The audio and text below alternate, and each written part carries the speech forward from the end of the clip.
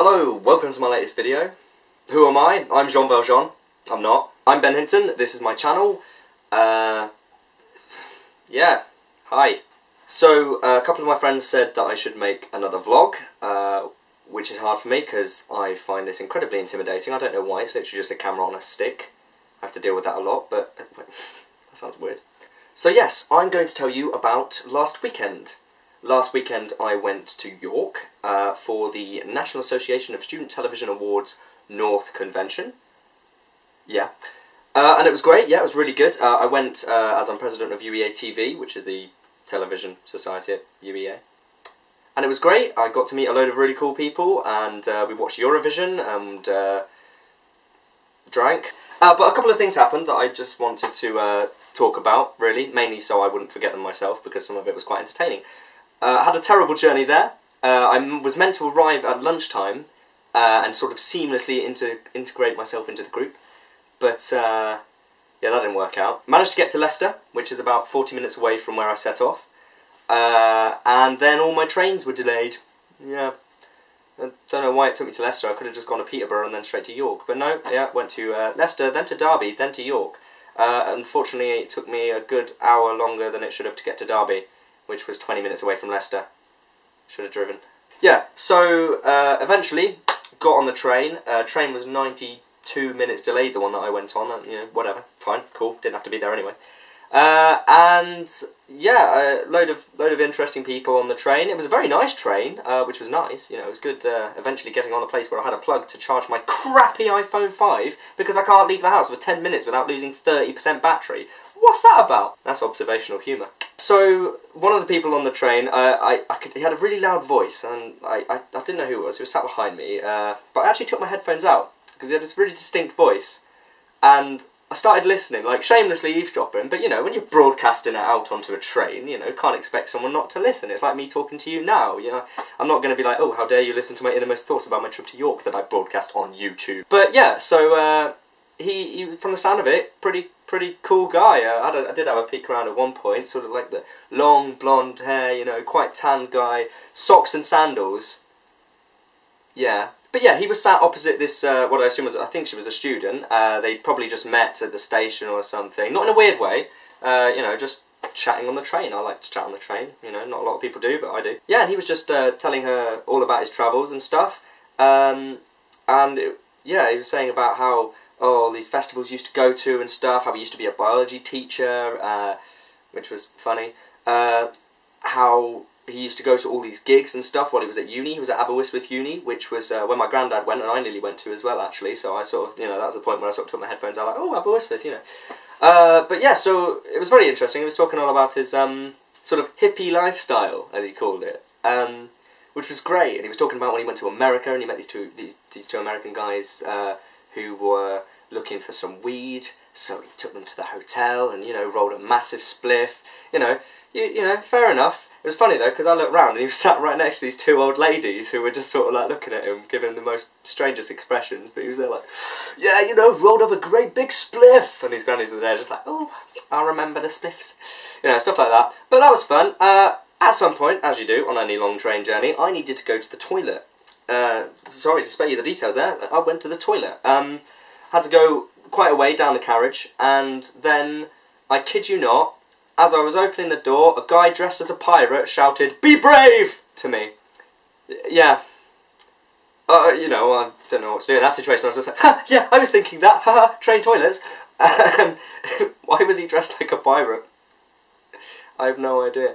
So I eventually arrived in York, great. Didn't know how, I haven't been there before since like I was a baby or whatever, so I had no idea how to get to the uni. Eventually found my way there during the thunderstorm that happened. That was great. It was nice being safe on a metal bus.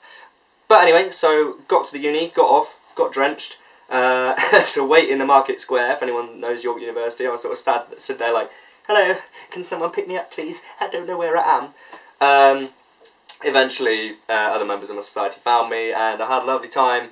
I had a talk on presenting, whatever that is. Had a talk on just the technical elements of television. It was cool. It was great. Really useful. Yeah, so then we went out, then we went to Eurovision. I had a goal when I was there. I wanted to get a load of people in NASA to drunkily sing One Day More. because I always want to sing One Day More when I'm drunk and sober. But that didn't happen because of what happened later on in the evening. Now, I want to say, I had a fantastic night. I had a great day, despite the train journey. I was still, you know, in a pleasant mood, having a great time at this convention. Lovely meeting all these people from the Association of Student Television.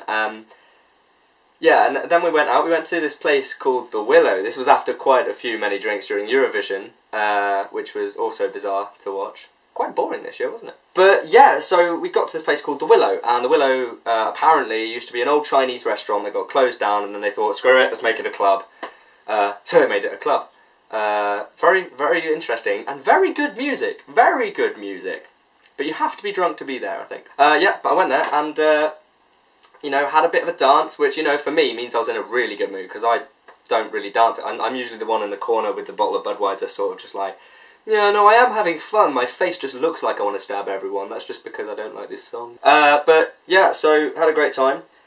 At some point, my drink got spiked. That wasn't as fun. And I you know, again, this is something that's, you know, quite a common thing, you know, which is terrible. It really is. I don't know who these people are that do it, whether they're doing it for a prank or whether they're doing it for malicious intent.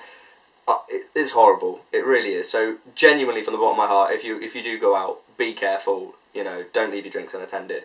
I unfortunately was not able to pinpoint a point when I left my drink unattended because I was pissed, which is often the case. So, you know, do be careful. Look after your drinks and look after each other. I was very lucky to be in the situation that I was in because I was very, very well looked after by my good friend Zoe and her friend Jay, who we were staying with, and he, you know, bless him, first time met me, and this is me, you know, getting very well acquainted with the toilet floor. So yeah, no, that was not as fun. Where am I going with this? I was talking to my friends afterwards, and I was saying, like, I'd rather it happened to me when I was in the situation that I was able to be looked after, like I was.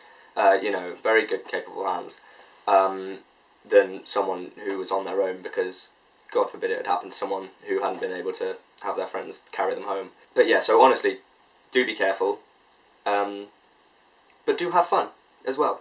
You know, I had fun. I had a really good time up until about 1:30 in the morning, whenever it was, when that happened. Well, yeah, I'm going to wrap up now because that's basically all I really had to say. Thank you for taking the time to watch this video and listen to me ramble about my time in York and stuff. But yeah, no, genuinely, thanks for watching.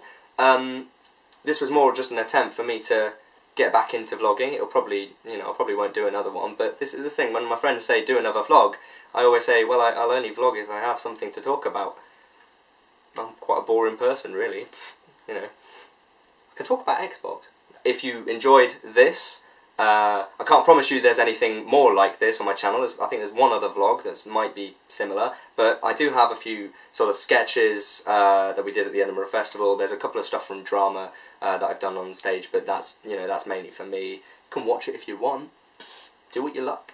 There's stuff on my channel, so if you're interested, have a look. If not, probably have better things to do. I don't, that's why I'm doing this video. Anyway, thanks a lot. Bye-bye.